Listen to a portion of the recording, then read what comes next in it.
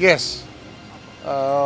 We were given the authorization by the Executive Secretary to kami na sumagot. At okay na. Nabigyan na namin yung comment namin kahapon. Matapos umatras ni Solicitor General Menardo Guevara bilang abogado ng gobyerno sa habeas corpus petitions ng mga Duterte upang maibalik sa bansa si dating Pangulong Rodrigo Duterte, nagbigay na ng sagot para sa panig ng gobyerno ang Department of Justice. Ayon kay Secretary Jesus Crispin Remulla, naisumiti na nila sa Korte Suprema ang kanilang sagot kahapon. Tumanggi ang kalihim na idetalye ang naging sagot sa petisyon. Ngunit sapat na umano ito para maresolba ng Korte Suprema ang issue. Hayaan na natin, yung dokumentong binigay namin, sapat na yon para sagutin yung mga sinabi nila sa Korte.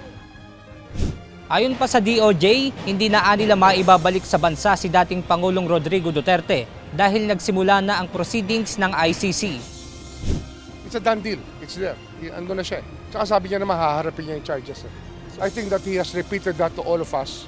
Lahat tayong Pilipino, narinig natin na sinabi sa atin ni dating Pangulong Duterte na haharapin niya ang kahit na anong paratang sa kanya kahit sa ICC.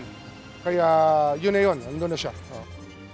Ayon pa sa kalihim, ngayong nasa International Criminal Court na ang dating Pangulo, hindi na anya dapat pang sabayan ang proseso na ginagawa ng International Criminal Court. You cannot try the person naman twice for the same act. So iba yung sa ICC, iba yung dito. Iniiwasan natin yun. Hindi natin gusto isabayan. Kasi kung isa ng jurisdiction ang nag-i-hear ng isang bagay, huwag na natin ulitin. Kasi double jeopardy yun. Hindi makatarungan yun. We just want justice. Panawagan naman ng DOJ na manatiling nagkakaisa ang bansa, lalo na sa pagkamit ng hustisya. Basta tayo, we should remain, as a country, we should remain united in the spirit of justice. We just want justice to be done to all concerned.